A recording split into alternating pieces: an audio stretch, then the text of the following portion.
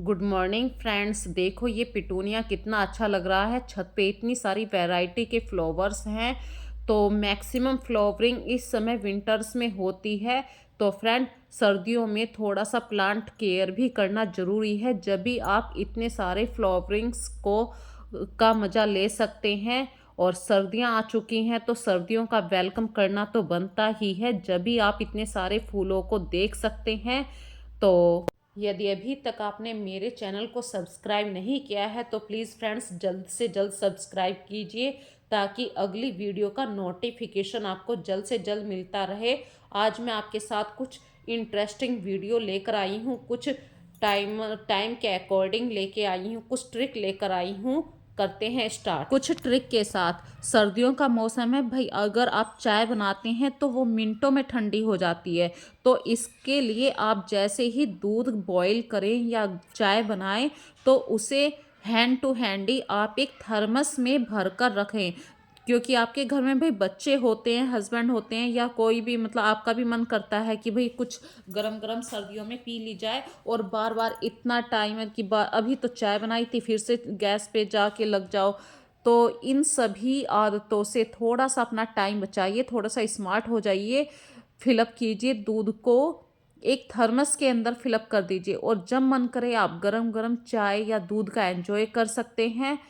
तो ये थी आज टाइम बचाने वाली एक छोटी सी ट्रिक। अगली बात मैं आपके साथ शेयर करना चाहती हूँ।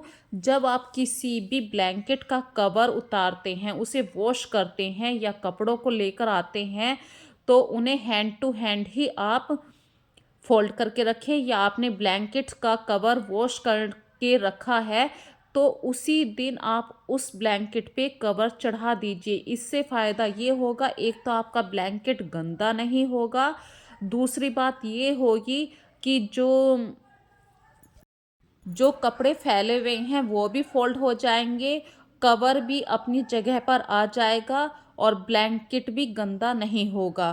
तो ये छोटी छोटी सी ट्रिक होती हैं जिनको आप डे मतलब रखते तो हैं, सबको पता होता है कि भाई कवर उतारा है तो इसे चढ़ाना है, लेकिन हम आलकस कर जाते हैं अपने लेजीपन में, इन बातों को कल के ऊपर छोड़ देते हैं, लेकिन एक रात में भी ब्लैंकेट गंदा होता है फ्रेंड्स। यदि आपके ब्लैंकेट के कवर में चैन है तो बहुत अच्छी बात है। और फ्रेंड्स, कभी कभी चैन होते हुए भी वो ख़राब हो जाती है, वॉश करते हैं भाई काफ़ी पुराने कवर हो जाते हैं, रोज़ तो इन्हें ख़रीदा नहीं जाता है, और ना ही सर्दियाँ साल भर पड़ती हैं। साल के सिर्फ 3 महीने ब्लैंकेट्स को यूज़ किया जाता है, तो चैन ख़राब हो ही जाती है।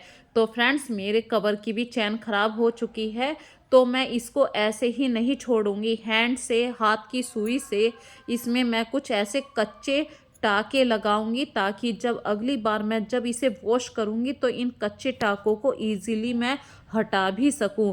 और अभी सिल दूंगी तो ब्लैंकेट का जो स्टार्टिंग पॉइंट होता है वो भी गंदा नहीं होगा। कहते हैं ना कि घर में सारी सुविधाएं है या नहीं, घर चाहे छोटा हो या बड़ा हो, रेंटेड हो या अपना हो, मायने नहीं रखता है। हर चीज़ यदि आप ऑर्गेनाइज करके रखते हैं अपने घर में तो मायने वो चीज़ें रखती हैं।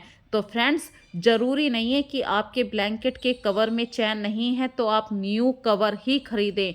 इसको एक स्मार्ट हाउस वाइफ की तरह देखें। ठीक है, चैन खराब हो गई है तो आप उसमें हाथ की सुई से भी स्टिच कर सकते हैं, क्योंकि ब्लैंकेट इतना भारी होता है, वहाँ तक मशीन नहीं चल सकती है। और बाय चांस आपने कैसे जुगाड़ करके मशीन को चला भी लिया तो कहीं ना कहीं रिस्क रहेगा भाई सुई ना टूट जाए, या ब्लैंकेट का कोई पार्ट इतना मोटा पार्ट होता है कि वो मशीन के पास तक आ गया तो सुई डेफिनेटली डैमेज हो जाएगी। तो फ्रेंड्स, मैं ये कहती हूँ, अपने घर को ऑर्गेनाइज करना सिर्फ आपके हाथ में है। कोई बाहर से दूसरा नहीं आने वाला है, ये आपका घर है। आप जानते हैं कि मुझे छोटी छोटी चीज़ों से कैसे कुछ जुगाड़ फिट करने हैं कि मैं अपने घर को कुछ आगे तक लेके जा सकूं। अपनी कुछ इच्छाओं को रोकना भी पड़ता है। और फ्रेंड्स, इसी को ही गृहस्थी कहते हैं। गृहस्थी में हर चीज़ इतनी आसानी से नहीं हो सकती है कि आपने सोचा और तुरंत ही हो जाए, क्योंकि गृहस्थी में अकेले आप नहीं, आपके साथ 2 आपके बच्चे भी हैं, आपके पीछे मम्मी-पापा भी होते हैं, मतलब पूरे परिवार की ज़िम्मेदारियाँ सिर्फ़ आप पर ही होती हैं। आप हस्बैंड-वाइफ़ पर ही पूरे परिवार की ज़िम्मेदारियाँ होती हैं। और अगली बात मैं कहना चाहती हूँ, ब्लैंकेट तो आपने फ़ोल्ड करके रख दिया या उस पर स्टिचिंग भी कर दिए हैं, और रात में जब आप ब्लैंकेट को यूज़ करेंगे तो उसको सही से 2-3 बार झाड़ दीजिए, ताकि ब्लैंकेट का कॉर्नर से कॉर्नर मैच हो जाए। क्योंकि जब आप कवर चढ़ाते हैं तो कहीं न कहीं कॉर्नर छूट ही जाते हैं, और रात में जब आप सोते हैं तो पता चलता है ब्लैंकेट अंदर चला गया, आप सारी रात कवर ही ओढ़ रहे थे। अगली बात मैं कहना चाहती हूँ, यदि आपने कपड़े वॉश किए हैं और वो बेड पर शाम को भई आप उतार कर तो लेकर आ गए, लेकिन बाय चांस तभी आपको कुछ और काम याद आ गया और वो कपड़े ऐसे ही पड़े रह गए, तो ये जब तक आप फ़ोल्ड नहीं करोगे इन्हें, ये बहुत ही अनटाइडी लगेगा, आपका व्यवस्थित घर भी अनऑर्गनाइज़ लगेगा। तो फ्रेंड्स, थोड़ा-सा टाइम मैनेज कीजिए, जो काम आपको करने थे वो आपने कर लिए, लेकिन फिर भी 10 मिनट निकालिए, ज़्यादा से ज़्यादा हार्डली आपको 10 ही मिनट लगेंगे इन कपड़ों को फ़ोल्ड करने में। यदि आपके पास बिल्कुल भी टाइम नहीं है तो इन्हें फ़ोल्ड करके आप रख दीजिए, सुबह को आप कबर्ड में ऑर्गनाइज़ करके रख दीजिए। तो ये छोटी-छोटी सी बातें होती हैं फ्रेंड्स, जो आपको थोड़ा-सा अपने माइंड को सेट करके सोचनी ही चाहिए कि भई मैं पूरा दिन इतनी मेहनत करती हूँ, कपड़ों को मैंने धोया है, सुखाया है, उन्हें उतार कर भी लाए हैं, फ़ोल्ड करे हैं, लेकिन सिर्फ़ 5 मिनट की देरी की वजह से 5 मिनट का टाइम नहीं है मेरे पास और ये ऐसे ही रखे हैं, तो पूरा घर अनटाइडी ही लगेगा। अगली बात मैं आपके साथ शेयर करना चाहती हूँ फ्रेंड्स, यदि सुबह के वक्त में आपके पास टाइम नहीं होता है तो कुछ कामों को आपको रात में ही कर लेना चाहिए, जैसे कि आयरन का काम होता है। भई सुबह को बच्चे स्कूल भी जाते हैं, हस्बैंड भी ऑफिस जाते हैं, तो उनके कपड़ों को यदि आप रात में ही आयरन करने का काम निपटा देते हैं, तो एक तो आपकी मनी की सेविंग हुई। मनी की सेविंग इसलिए कह रही हूँ, यदि आप ये काम खुद नहीं करेंगे तो भई आपको बाहर ल इ आयरन करने के लिए भिजवाने पड़ेंगे ये कपड़े। इससे आपकी मनी तो बची, लेकिन टाइम भी सेव किया आपने। आपने 10 मिनट में ही ये काफ़ी सारे कपड़ों को आयरन करके रख दिया है। टाइम भी बचा लिया, मनी भी बचा ली, और आपने अच्छे से अपने कपड़ों को हैंड से, मतलब एक-एक कपड़े पे जब आप प्रेस करते हैं तो आपको पता चल जाता है कि भई इस कपड़े में यहाँ से स्टिचिंग खराब हो रही है। तो आप, ये छोटी-छोटी सी बातें होती हैं जिनको आप माइंड में कर लेते हैं। नहीं तो अदरवाइज़ आपके माइंड से स्लिप हो गई, और सुबह को जब वो कपड़े पहने जाते हैं, जब माइंड में आता है कि भाई इस शर्ट का बटन टूटा हुआ है या यहाँ से इसकी स्टिचिंग निकली हुई है। ये बहुत छोटी-छोटी सी बातें होती हैं फ्रेंड्स, जिनको आपको ध्यान में रखना ही चाहिए। अपने कामों की लिस्ट यदि आप रात में टू डू करने वाली बना देते हैं कि भई ये मुझे रात में ही काम करने हैं, तो अपने कामों की एक लिस्ट बनाइए, plan early, make a to do list. Next day की टू डू लिस्ट भी तैयार हो जाती है, और जो रात में आपको काम करने होते हैं वो काम रात में ही आप फिनिश करके सोते हैं। सुबह को कोई बर्डन आपके माइंड पर नहीं रहता है कि बच्चों के कपड़े रह चुके हैं, या फिर कुछ ऐसे भी काम होते हैं कि भाई आप रात में बेड पर जब लेटते हैं तो कुछ बातें याद आती हैं कि भाई ये काम ख़त्म हो गया था, ये सामान ख़त्म हो गया है, मुझे ये सब करना है।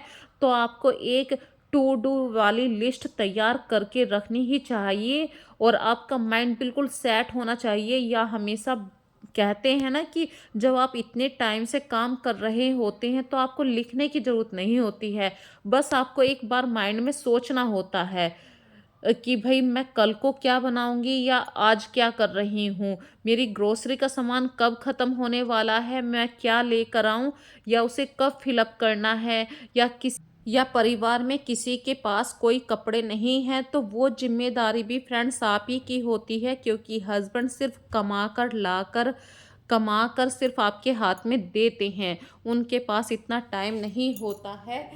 कि वो मार्केट से जाकर आपके घर के काम भी करें और ऑफिस भी देखें। इसी को गृहस्थी कहते हैं। जेंट्स काम करते हैं, वो ऑफिस में जाते हैं, वो कमा कर लाते हैं, पर आपका काम है उन उस पैसे को सही से अपने घर में यूज़ करना।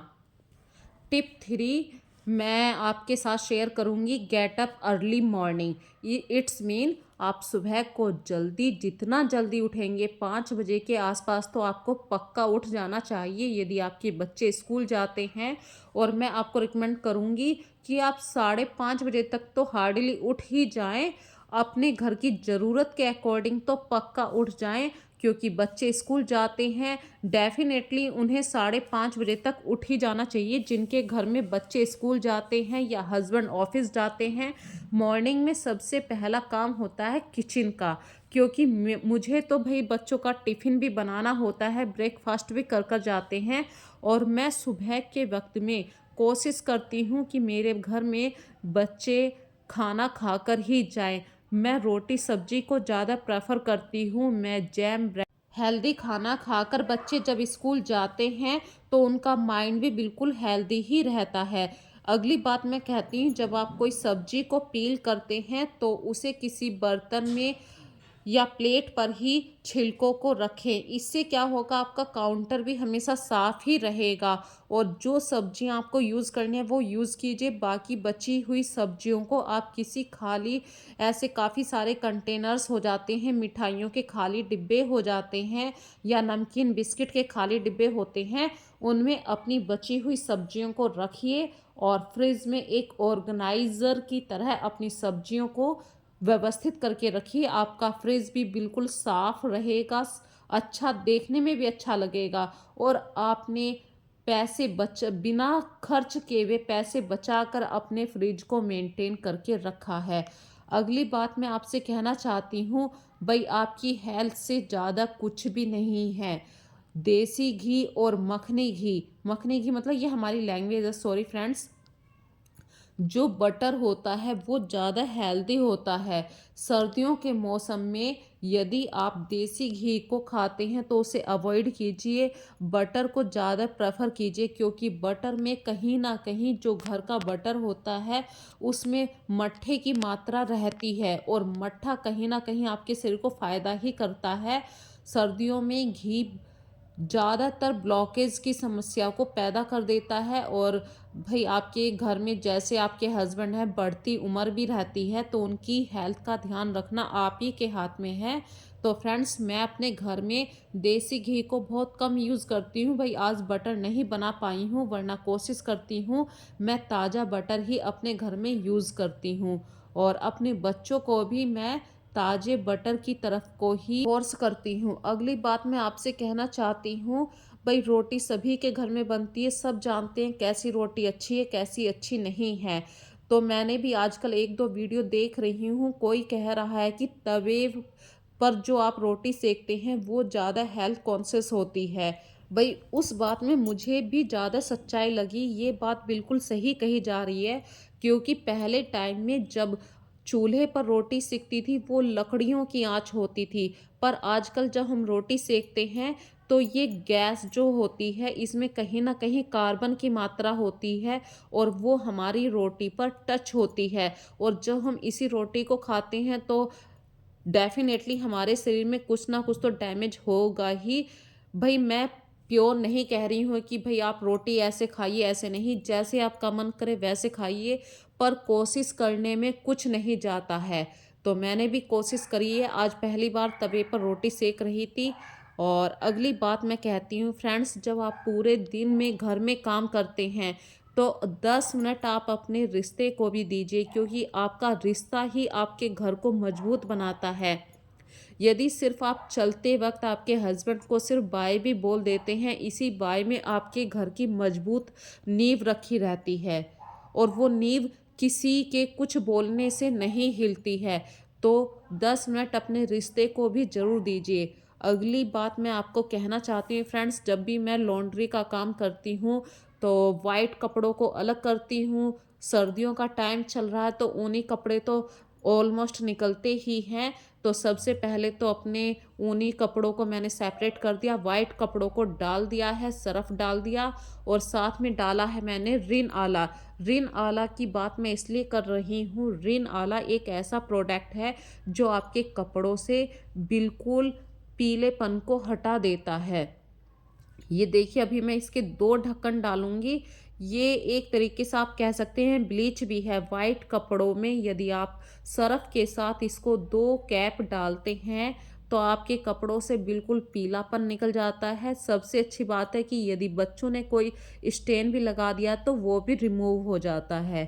अगली बात मैं आपसे के साथ शेयर कर रही हूँ, सर्दियों में रज़ाई को धूप तो दिखानी ही चाहिए। और छोटे-छोटे काम हैं, डस्टिंग के हैं, भई जब आप डस्टिंग करते हैं ना घर में, मॉपिंग के लिए, झाड़ू-पोछा करने के लिए, तो आपको टाइम का पता नहीं चलता। तो फ्रेंड्स प्लीज़ टाइमर लगा के डस्टिंग कीजिए। भई मुझे 2 घंटे डस्टिंग कर मतलब 1 घंटा डस्टिंग करनी है, उस 2 घंटे में मुझे पूरे घर का झाड़ू-पोछा फिनिश कर देना है। ये नहीं कि सुबह से शाम होगी, आपका झाड़ू-पोछा ही खत्म नहीं हो पा रहा। नहीं फ्रेंड्स, हर काम को आप टाइम दीजिए। टाइम देंगे तभी आप अपने लिए 10 मिनट निकाल पाएंगे। और छोटी छोटी सी बातें होती हैं। भाई मेरे घर में ऊपर नीचे का 2 पोर्शन है और मैं डेली यहाँ पर झाड़ू पोछा डेली खुद ही करती हूँ। मैं किसी की हेल्प नहीं लेती हूँ, कोई मेड नहीं आती है मेरे घर में। लेकिन इन 2 घंटों में मैं ये माइंड में रखती हूँ, भाई आज मैंने ये कॉर्नर साफ करा है, आज नीचे वाला बेड साफ करा है। उस रूम के अंदर जितनी भी चीज़ें होंगी मैं उसी दिन क्लियर कर देती हूँ। ये नहीं कि आज ऊपर का कर दिया अभी नीचे आना है, नहीं। टाइम को सेव सेव करने के लिए आपको ये छोटी-छोटी बातों को ध्यान में रखना ही चाहिए। और मेरे घर में ये एक सैंड टाइमर है। टाइमर की बात चली तो ये एक सैंड टाइमर है। ये 15 मिनट में यदि आप बिल्कुल इसे शांत करके रख देंगे, तो ये 15 मिनट में ऊपर से दूसरी तरफ इसका सारा सैंड इकट्ठा हो जाता है। तो ये टोटल 15 मिनट में होता है। एक तरीके से मैं जब किसी रूम में काम करती हूँ तो मैं इसको भी एडजस्ट कर देती हूँ। और जब ये दूसरी तरफ शेप लेता है तो मैं समझ जाती हूँ भाई मैंने ज़्यादा टाइम कर दिया है इस कमरे में। तो छोटी-छोटी सी बातें होती हैं, आप अपने डेली रूटीन के कामों को एक टाइम के अकॉर्डिंग यदि फिनिश करते हैं, तो वो आपको मतलब बर्डन नहीं लगते हैं वे काम। और पूरे घर की जो क्लीनिंग होती है, ब्रूमिंग होती है, मॉपिंग होती है, डेफ़िनेटली इनमें टाइम तो लगता ही है। यदि आप इन्हें प्लानिंग के साथ करते हैं, तो ऑलमोस्ट मैं कहूँ तो 2 घंटे में 2 पोर्शन, मतलब नीचे वाला पोर्शन, ऊपर वाले पोर्शन का पूरा काम फिनिश कर सकते हैं। तो प्लान के साथ करना, कुछ भी काम करना बहुत ही ज़्यादा फ़ायदा ही करता है।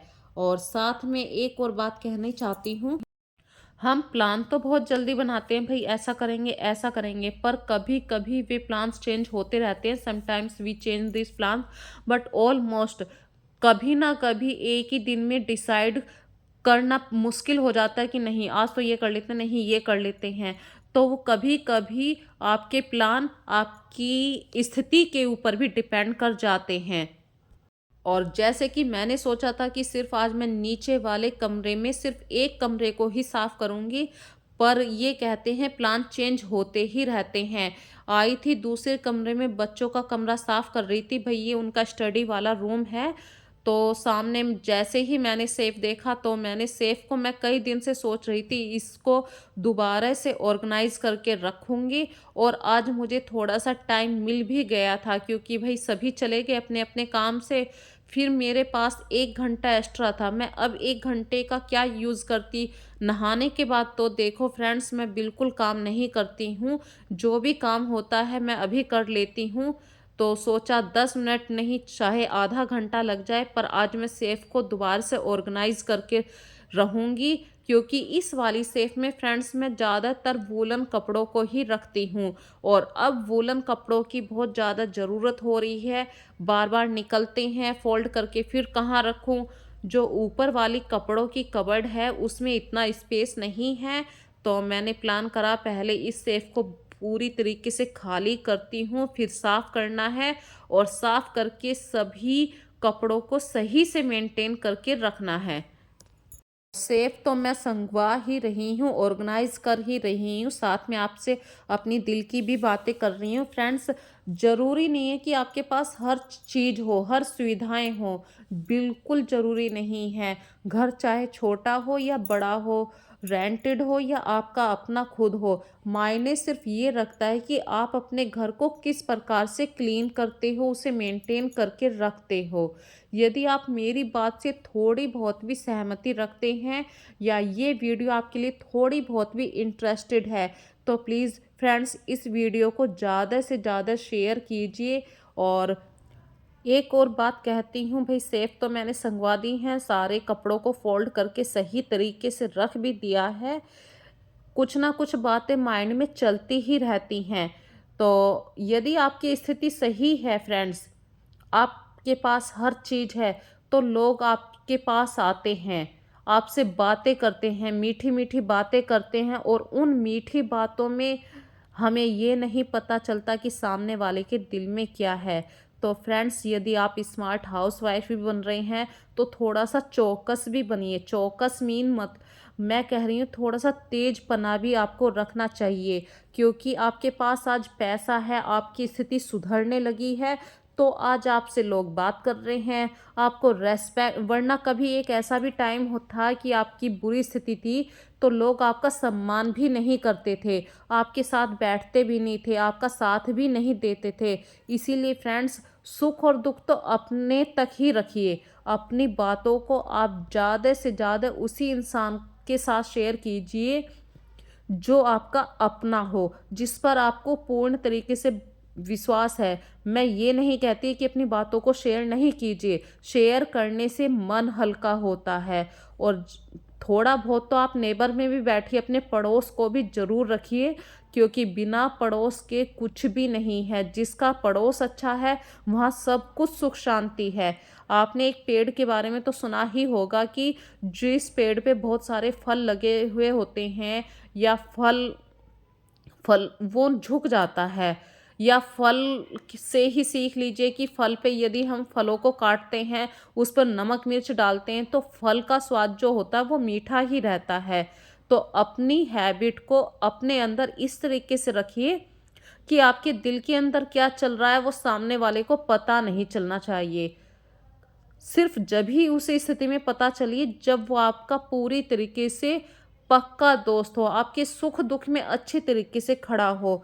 ऐसे दोस्त को अपने दिल की बातें मत बताइए जिसका आपको कंफर्म पता है कि ये इधर की बातें उधर करता है। इन्हीं बातों के साथ आज मैं अपनी वीडियो का लास्ट कर रही हूँ फ्रेंड्स। तो कमेंट करके मुझे ज़रूर बताना भाई, आज की वीडियो में जो मैंने छोटे छोटे से ट्रिक बताए हैं, अपनी वीडियो में आपके साथ अपनी बातों को शेयर किया है, तो ये वीडियो आपको कैसी लगी है। और कमेंट में ये भी बताइए